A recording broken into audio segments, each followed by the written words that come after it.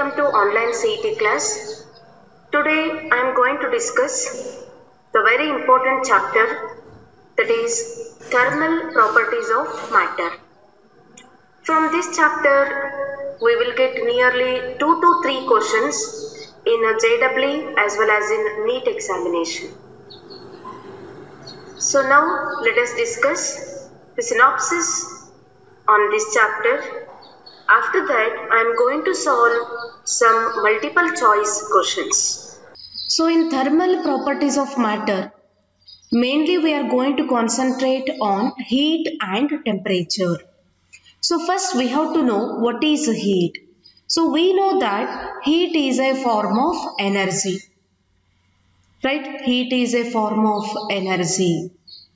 And here this heat can be transferred from one part of a body to another part, or we can transfer from one system to another system only when their temperature should be different. See here, heat is a form of energy and this energy can be transferred from one system to another system only when there is a temperature difference between them. Suppose if both the systems are having same temperature, then there is no transfer of heat energy. Right? Only when the temperature is different, then only we can transfer the heat energy.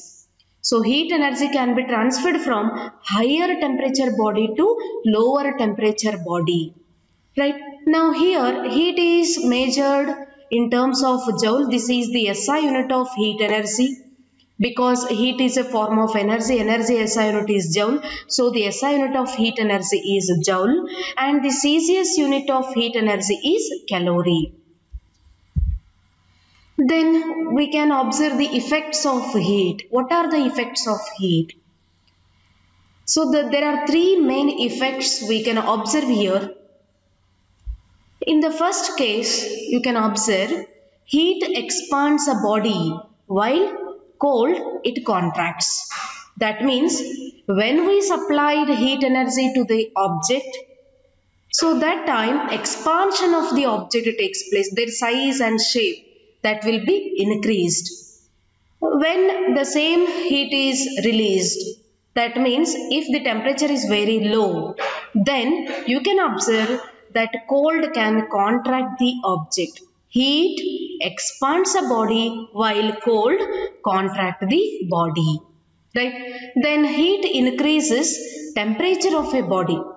Yes, we know that when we supplied heat energy to the object, so automatically temperature of a body go on increases. Then third point, heat changes the state of a body. So we know the 3 states, that is solid, liquid and gases. So when we supplied heat energy, that can change the state of a body. That means we can convert solid into liquid or liquid into gas or liquid into solid. So we can change the state of a body when we supplied heat energy. So these are the main 3 effects of heat. Remember, when we supplied heat, expansion of a body takes place. When there is a cold, then contraction of the body takes place. Then scales of the temperature. See here, temperature is a physical quantity. So this temperature can measure the degree of hotness or coldness. Whether the object is hot, whether the object is cold, that is easily measured by temperature. So here there are 3 different scales of temperature and they are Celsius scale, Fahrenheit scale and absolute scale.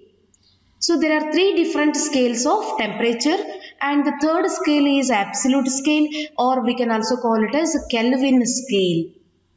So here the first scale is Celsius scale of temperature.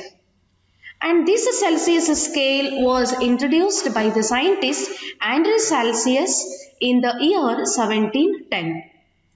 In this scale, so remember the lower point is 0 degrees Celsius and the upper fixed point is 100 degrees Celsius. That means when I am going to consider this Celsius scale, the lower point start with 0 degree Celsius and the upper point start with, that will be having 100 degree Celsius. So this is Celsius scale, and remember there are totally 100 equal divisions in this scale.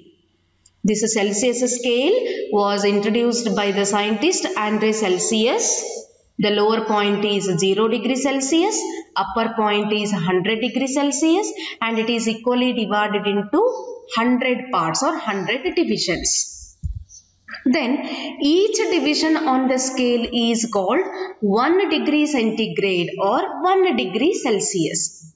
So you can observe here in this scale, lower point is 0 degree Celsius, upper point is 100 degree Celsius, and it is equally divided into 100 divisions, and each division on this scale we can call it as 1 degree Celsius.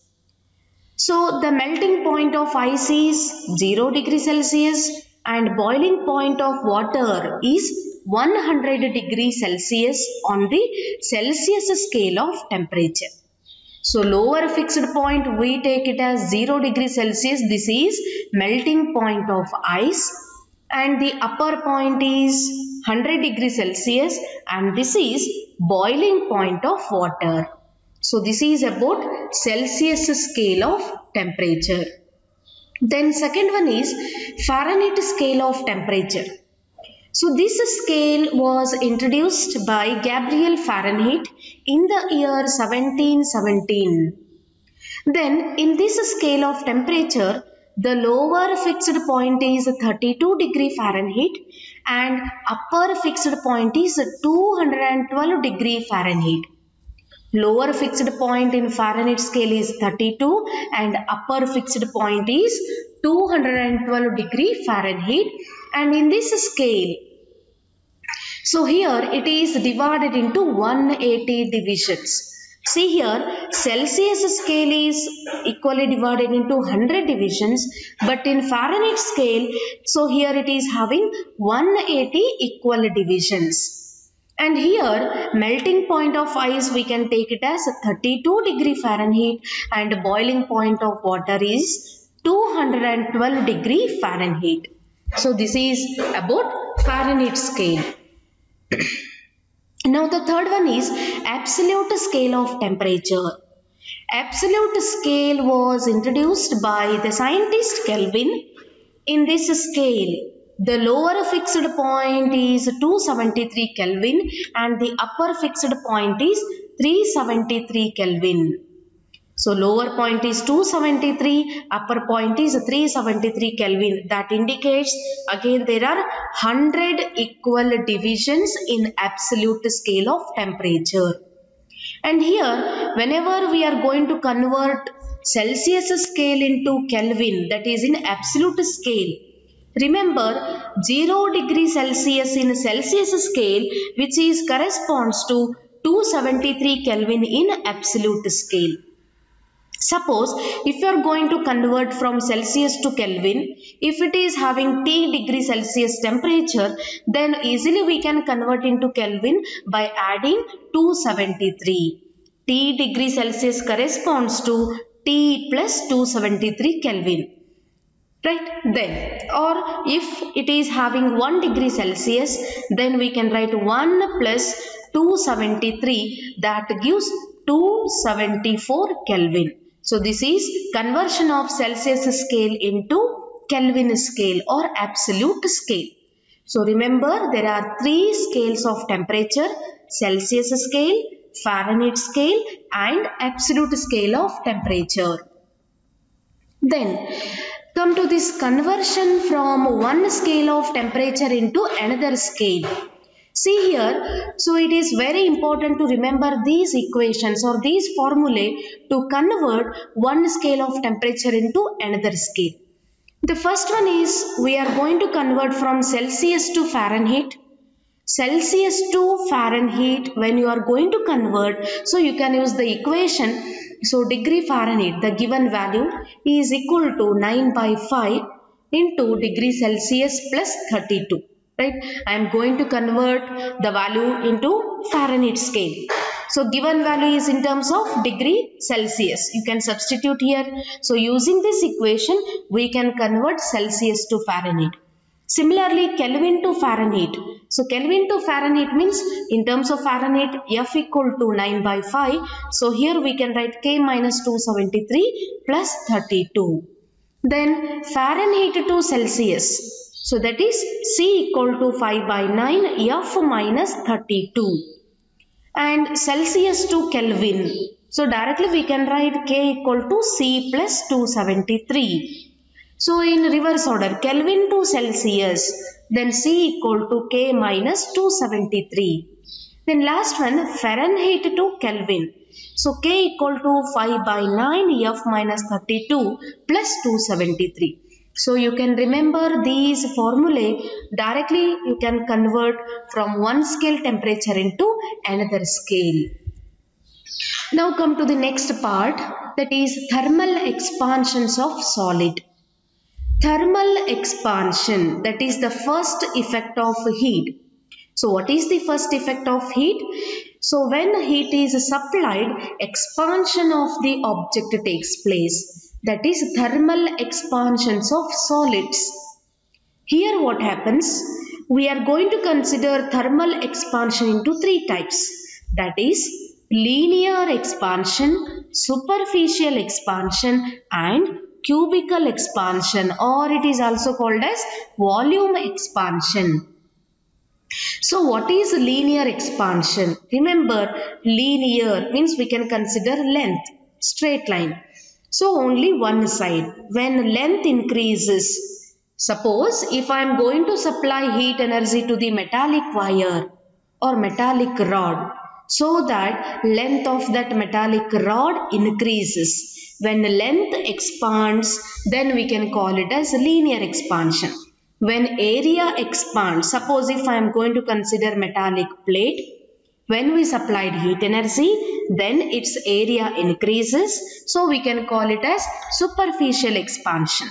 Similarly, when metallic cube is heated, then its volume increases. So we can call it as cubical expansion. Remember, linear means increase in length, superficial means increase in area, cubical means increase in volume. So observe here, when a solid is heated, it expands. This is the common sentence which is called thermal expansion. But here, when a metallic wire is heated, its length increases. Increase of length due to heating is called linear expansion. Then increase of area due to heating is called superficial expansion. Then increase of volume due to heating is called cubical expansion. Now we can study in detail about linear expansion. So when the length of a solid increases on heating, that thermal expansion is called linear expansion. Remember, so when we supplied heat energy, its length increases. So here we are having the word coefficient of linear expansion, which is denoted by alpha. And what is coefficient of linear expansion? So in our regular classes, we studied in detail about linear expansion. We derived the equation. So that equation you can remember is L equal to L naught 1 plus alpha delta T. So here this alpha is itself coefficient of linear expansion. How to define alpha? So we can use the same equation. That is alpha equal to, we can write it as increase in length. You can observe here, increase in length per unit length per degree increase in temperature is called alpha, or coefficient of linear expansion. That is, you can observe it is defined as the ratio of increase in length of a rod to its original length when it is heated through 1 degree Celsius. Or directly we can write alpha equal to increase in length divided by original length and increase of temperature. Or we can write it as increase in length, we can take it as L divided by Original length is L0. Increase in temperature or change in temperature we can write delta T. So increase in length. How much increase in length means we can write it as L minus L0. Then consider a rod of length L0. Initially it is having temperature T1 Kelvin. Let it be heated to a temperature to T2 Kelvin. So the temperature increases from T1 to T2. So that length of that rod increases from L0 to L. So here temperature changes from T1 to T2, and so that the length changes from L0 to L.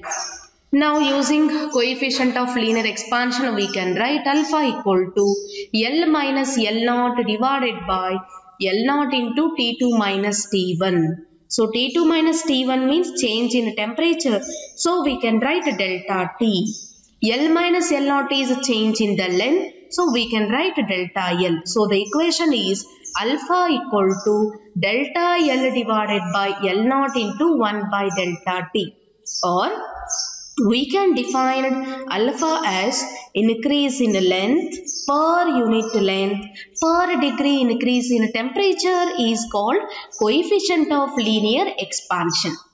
Then equation 2 gives a linear expansion, that is L equal to L0 1 plus alpha delta T or T2 minus T1.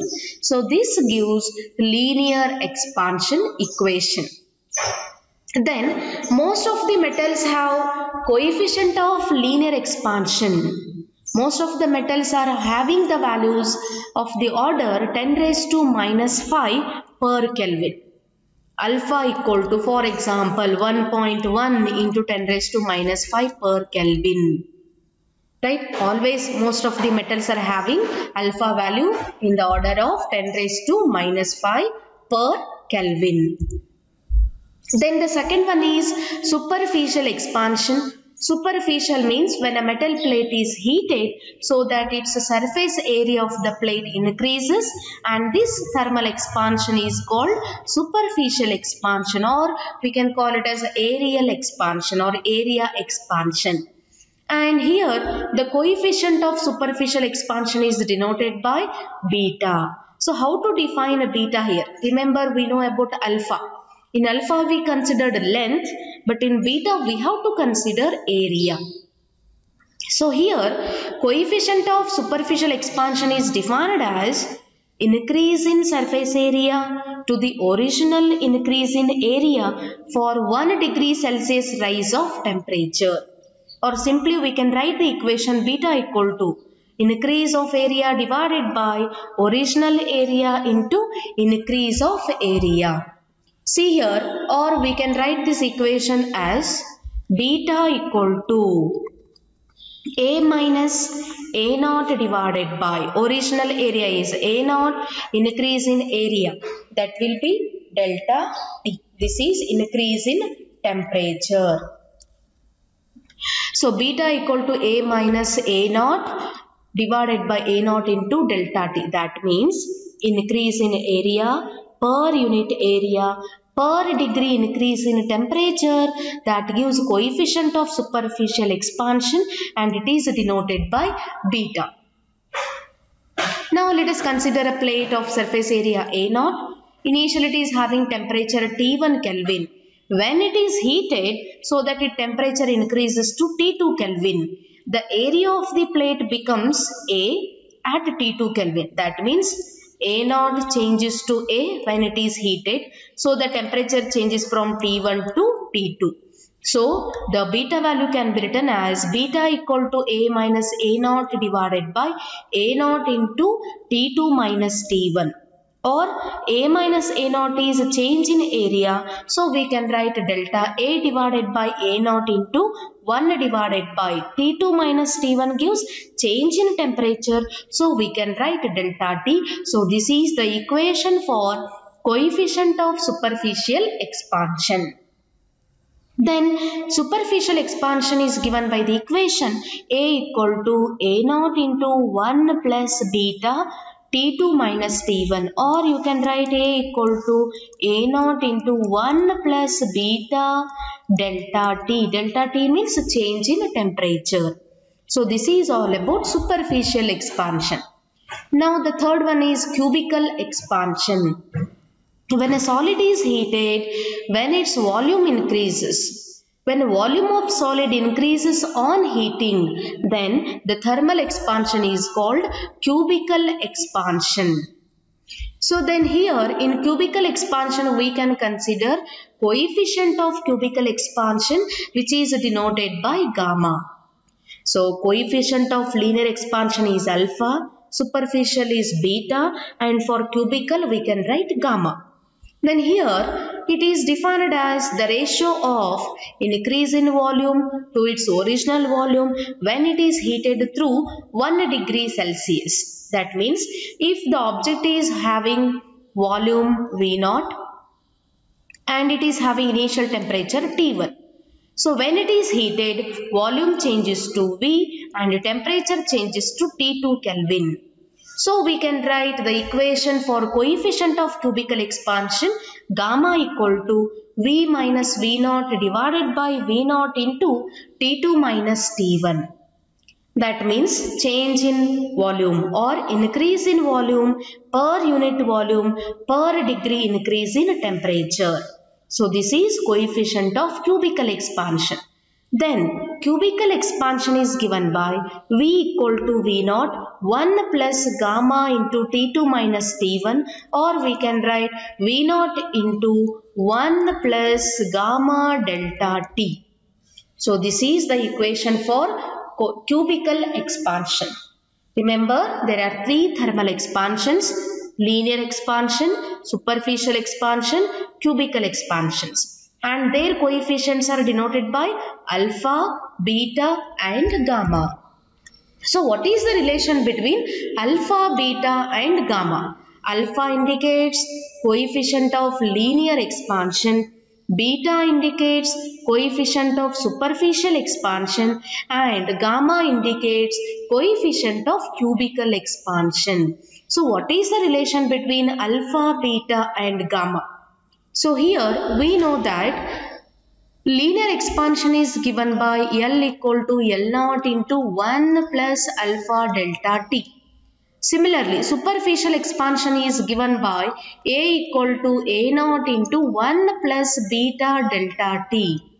Similarly, the next one is cubical expansion. So gamma equal to, so here cubical expansion means we can consider volume. So volume is denoted by V. So V equal to V0 1 plus gamma delta T. So using these equation, so we can get the relation between alpha, beta, gamma. So in our regular classes we derived the equation. So from that equation we will get beta equal to 2 alpha and gamma equal to 3 alpha. So that alpha is to beta is to gamma equal to 1 is to 2 is to 3. Remember, alpha is related to length, that means it is having only one side. Beta is related to area, so area means it is having two sides. Similarly, gamma is related to volume, so volume means it is having three sides. So that's why alpha is to beta is to gamma is equal to 1 is to 2 is to 3. Remember, we can write alpha equal to gamma divided by 3, or alpha equal to beta divided by 2, or alpha equal to 1. Right? Then, for an ideal gas, for perfect gas, we know the equation PV equal to nRT. For n number of moles, we can consider PV equal to nRT. This is perfect gas equation, or we can call it as ideal gas equation. So using this equation, we got the equation alpha V equal to 1 by T. After deriving, alpha V is equivalent to gamma. Gamma equal to 1 by T, that is cubical expansion is equal to 1 divided by absolute temperature. This is for ideal gas. Then, this is anomalous expansion of water. See here, when a liquid is heated, you can consider any liquid. when any liquid is heated, so its volume increases.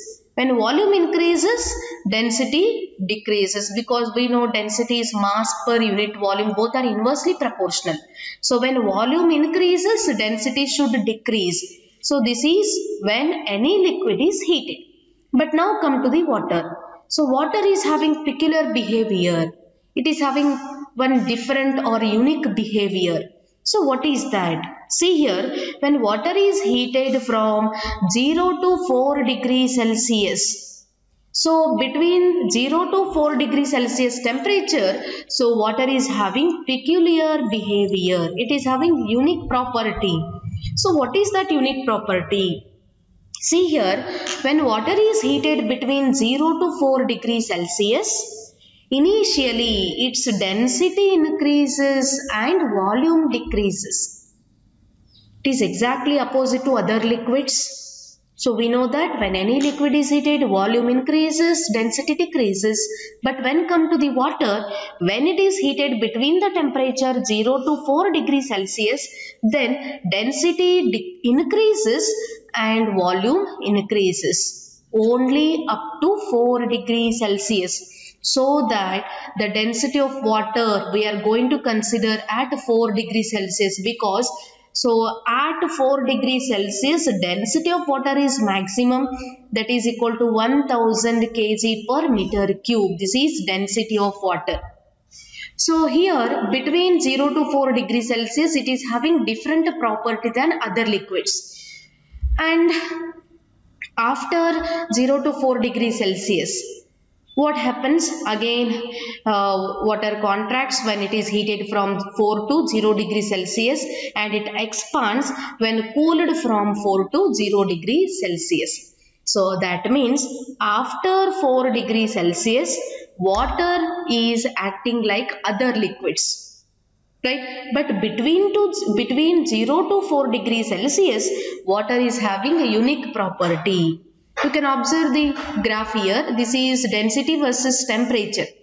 So when temperature go on increases, when we supplied heat energy, temperature go on increases, so that its volume, density decreases, volume increases. This is for the liquid. You can consider any type of liquid. But when it comes to water, only between 0 to 4 degrees Celsius, what happens? So density increases, volume decreases. And after 4 degrees Celsius, again it will be same as other liquid. So this is anomalous expansion of water. Then quantity of heat. See here, 1 calorie.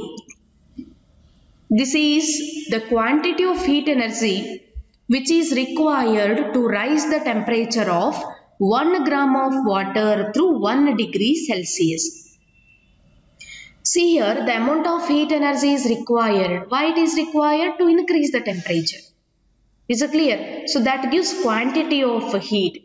So for 1 calorie we know the value 4.186, or which is equal to 4.2 joules. Remember, 1 calorie means 4.2 joules. In other words, 4.2 joule of heat energy is required to rise the temperature of 1 gram of water through 1 degree Celsius. That gives quantity of heat. Now this is specific heat capacity. So you can observe here heat capacity, specific heat capacity of gases, molar specific heat capacity. About all these terms we have studied in our regular classes. Observe here specific heat capacity. So here the amount of heat energy is required to rise the temperature of 1 kg of a substance through 1 Kelvin, or 1 gram of a substance through 1 degree Celsius. That gives a specific heat capacity. That means for specific, for the given value of mass, for the given value of temperature, how much amount of heat energy is needed, or how much capacity the substance is having. So that gives a specific heat capacity, and the quantity of heat delta Q required to rise the temperature of a substance is directly proportional to That means delta Q amount of heat energy is required. Why it is required? To rise the temperature, and it is directly proportional to two terms, that is mass and increase in temperature. See here, when mass of the substance is very small, then it requires less amount of heat energy. When mass of the substance is greater, then it requires more amount of heat energy. That's why this delta Q amount of heat energy is directly proportional to mass. Similarly, it is also depending on the temperature. When we are supplying less amount of heat energy, then increase in temperature is also very slow or less. When we supplied large amount of heat energy, then change in temperature will be greater. So delta Q is also directly proportional to increase in temperature, delta T. So delta Q is directly proportional to mass and also change in temperature. So we can write it as delta Q is directly proportional to m delta T. So we can take proportionality constant C. So this C is called specific heat capacity. Right? So the equation will be delta Q equal to m into C into delta T, or specific heat capacity C equal to, we can write delta Q divided by m delta T. That means amount of heat energy is required for 1 gram of substance through 1 degree Celsius. And the SI unit of specific heat capacity is joule per kg per Kelvin. So this is about specific heat capacity. Then molar specific heat capacity.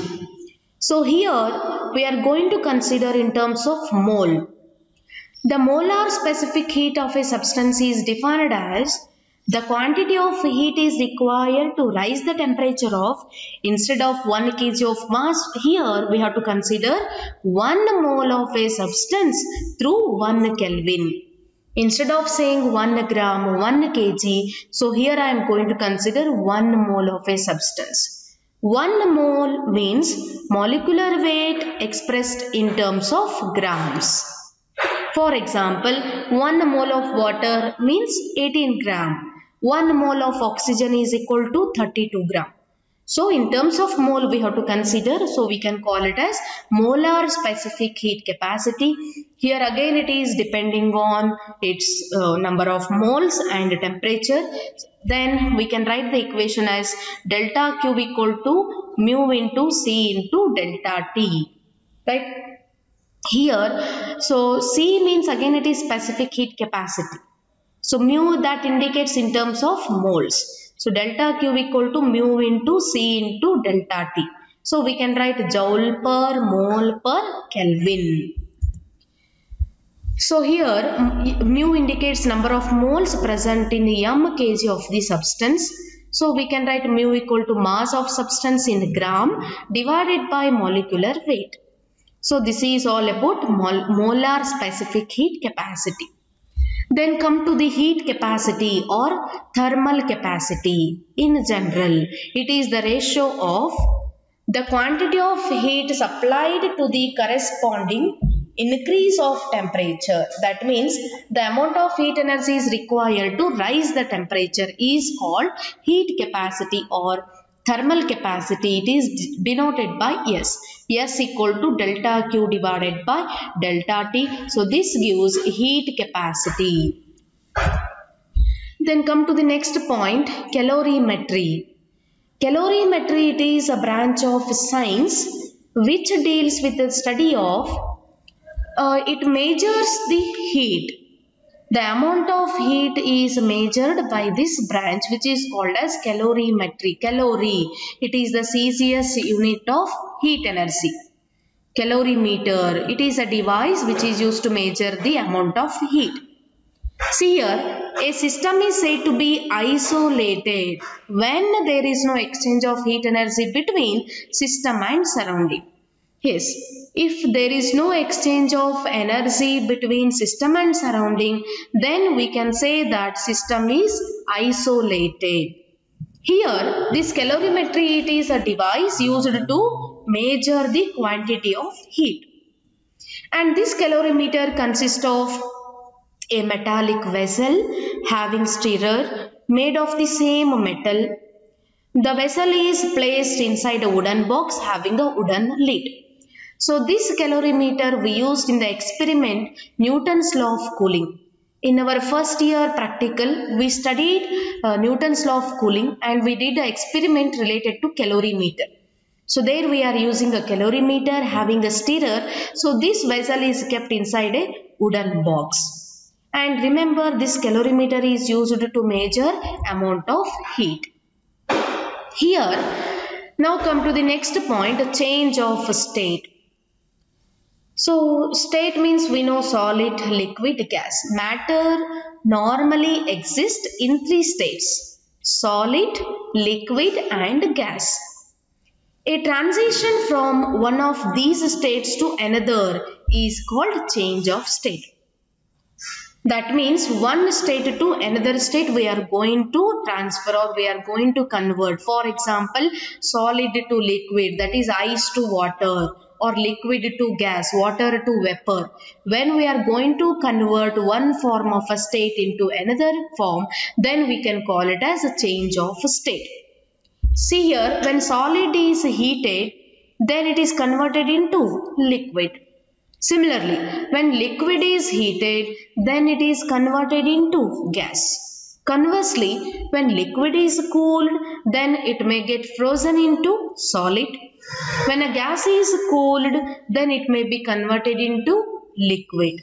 So that means in general, whenever there is a change of state of a body, exchange of heat takes place between body and the surrounding. Whenever you are going to convert one state of a substance into another state, that means exchange of heat takes place between them. Right? Then in that change of state, let us concentrate on melting and fusion. At this temperature, solid and liquid state of a substance coexist together in thermal equilibrium. At particular temperature, solid and liquid state of a substance coexist. That is called melting or melting point. The normal melting point of a substance is defined as the temperature at which solid and liquid states of a substance coexist in thermal equilibrium during the change of solid state into liquid state. For example, at 0 degrees Celsius.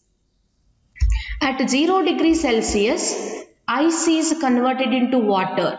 At that point, at that particular point, both solid and liquid state of a substance coexist together. So we can call it as a melting point.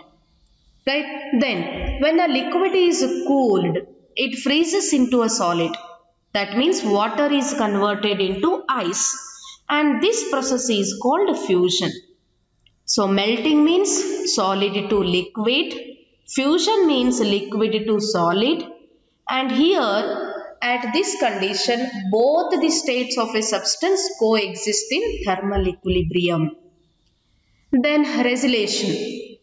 Here it is the phenomenon of melting under pressure and refreezing when pressure is reduced. For example, skating on ice is possible on account of this phenomenon. Skating on ice takes place only because of resolution. As the skater applies pressure, ice melts into water. This water acts as a lubricant. So because of pressure on the ice, it is converted into water. So this phenomenon we can call it as resolution. Now come to the vaporization. The process of change of the state from liquid to gas or liquid to vapor is called vaporization. When water is heated, so when water is converted into gas or vapor, so that process we can call it as vaporization. Remember, at this point, so liquid and gaseous phases of the substance coexist in thermal equilibrium. So you can take the boiling point of water is 100 degrees Celsius. At this temperature, liquid and gases are coexist in thermal equilibrium. So this is vaporization. So here you can observe this temperature at which liquid is completely converted into vapor, and both the liquid and gaseous state coexist in thermal equilibrium, that is boiling point. So normal boiling point of a liquid, that means the temperature at which liquid and gaseous state coexist at standard pressure during the change of liquid state into gaseous state. For example, the normal boiling point of water is 100 degrees Celsius at sea level, that is under standard atmospheric pressure. Then it is sublimation. The process of conversion of a substance from solid state into directly gaseous state. Generally, solid is converted into liquid, then liquid is converted into gases. But in sublimation process, solid state of a substance is directly converted into gaseous state. For example, camphor. When we supplied heat energy to the camphor, initially it is a solid. When we supplied heat energy, that solid is directly converted into gases. Or you can take iodine. During the process of sublimation, both solid and vapor states of a substance coexist. Here, solid and vapor state means solid and gaseous state coexist in thermal equilibrium. Then, sublimation point means it is the temperature at which a solid is directly converted into vapor without becoming a liquid. And at this temperature, both solid and vapor states of a substance coexist in thermal equilibrium. This is sublimation. Now, come to the next part, latent heat.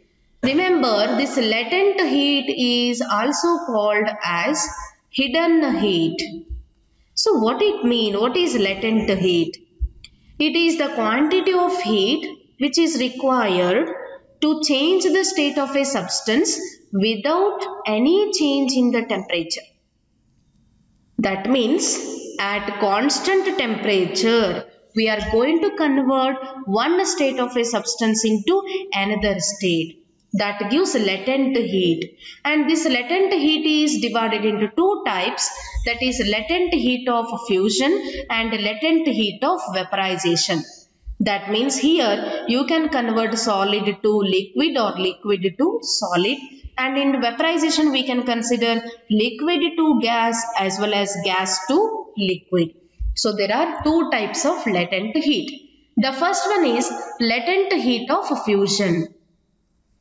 The amount of heat required to convert unit mass of solid completely into liquid at its melting point without any change in the temperature. So without any change in the temperature, solid is completely converted into liquid or liquid is completely converted into solid. So this is called latent heat of fusion.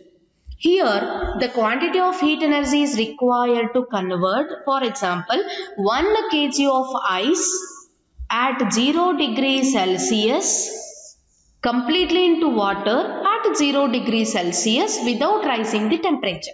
You can observe ice is converted into water at 0 degrees Celsius. So temperature is constant. Without rising the temperature, we are converting solid into liquid.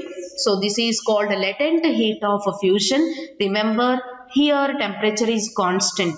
By keeping the temperature constant, we are going to convert one form into another form or one state of a substance into another state. And it is given by the equation L equal to Q divided by M. That is unit amount of heat energy divided by unit mass. That gives latent heat of fusion. The latent heat of fusion of ice can be written as, so this is the value of latent heat of fusion. Remember, 3.32 into 10 raised to 5 joule per kg. That is 3.32 into 10 raised to 5 joule of this much amount of heat is required to convert 1 kg of ice at 0 degrees Celsius completely into water at 0 degrees Celsius without rising its temperature. This is latent heat of fusion. Now this is latent heat of vaporization for water or latent heat of steam. That means liquid to gas or gas to liquid. Here again, The amount of heat energy is required to convert unit mass of a substance from liquid state into gaseous state at its boiling point without any change in the temperature. So you can say that at 100 degrees Celsius, both liquid and gaseous state. At this temperature, liquid is converted into gas or gas is converted into liquid. See here, the quantity of heat required to convert 1 kg of water at 100 degrees Celsius completely into steam at 100 degrees Celsius. That means temperature is constant or without rising the temperature. This is latent heat of vaporization. Now this is the last part, heat transfer. In 3 modes, the transfer of heat takes place in the nature.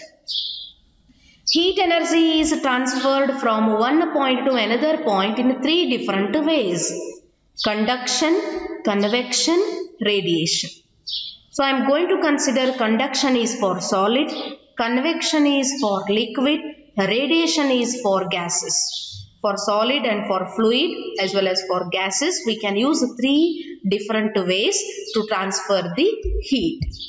The first one is conduction. What is conduction?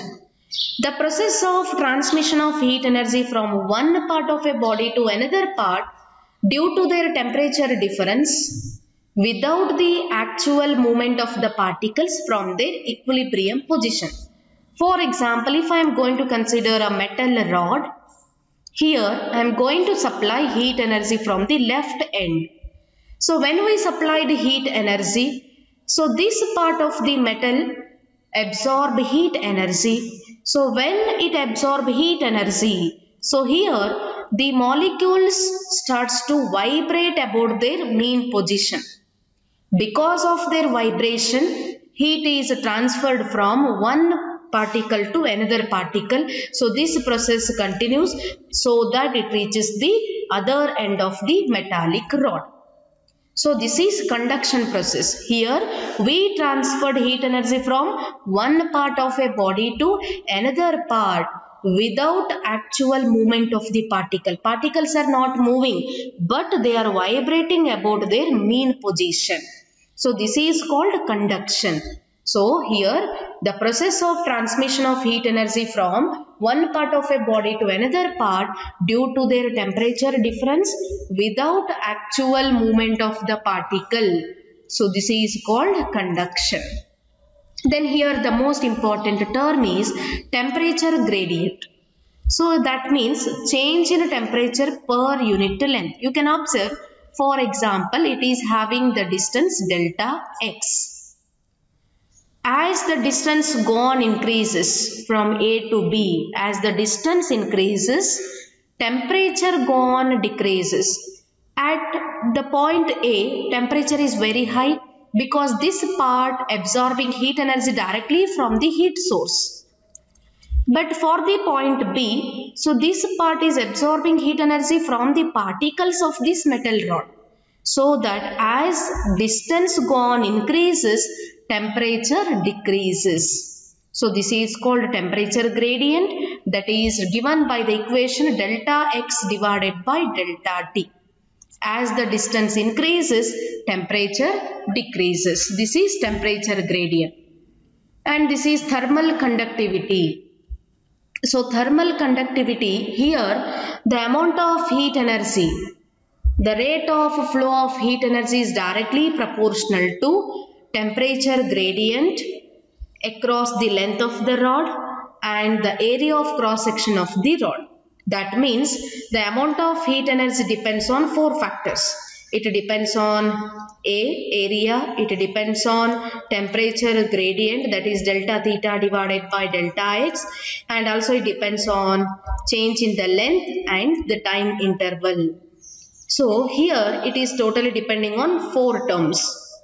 So that equation can be written as Q is directly proportional to A delta theta T divided by delta X. So instead of proportionality sign, we can write proportionality constant Q equal to, this is Q equal to minus K into A delta theta T divided by delta X. where K is called coefficient of thermal conductivity, or simply we can call it as thermal conductivity. And this is constant for a given material. For given material, K value is constant. And the negative sign shows that temperature go on decreasing with increase in distance from the hot end. That means as the distance go on increases, temperature decreases. So the equation can be written as K equal to minus Q by T whole divided by A into delta theta divided by delta X. If area is 1 meter square, delta theta is 1 degree Celsius and change in distance delta X is 1 meter, time elapsed or time interval is 1 second, then we can write K equal to Q. And its SI unit will be watt per meter per Kelvin. So this is thermal conductivity. So while solving the problems, this equation is very important. Then the second mode of heat transfer is convection. Convection is mainly applicable for fluid. So here the process of transmission of heat energy from one part of a body to another part due to their temperature difference with the actual movement of the particles. So here movement of the particles takes place. You can observe here I am going to consider a liquid contained in a flask. When this flask is heated, the layers of the liquid in contact with the bottom of this flask here, they get heated up. First, these particle or these liquid molecules will absorb heat energy. So due to the force of buoyancy, it is pushed upward. That means the liquid particles at the bottom of this flask will absorb heat energy. When they absorb heat energy, they start to move in the upward direction.